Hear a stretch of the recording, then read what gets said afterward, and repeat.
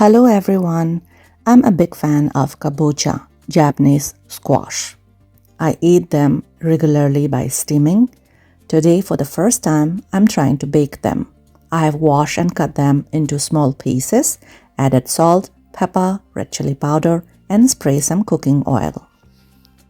Preheat the oven to 350 degrees Fahrenheit and let's bake them for 35 to 40 minutes.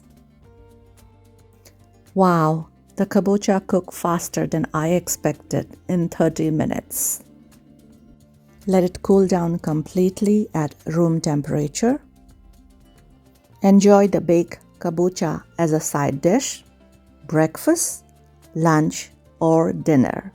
It is so delicious, you can't stop eating them. Thank you everyone.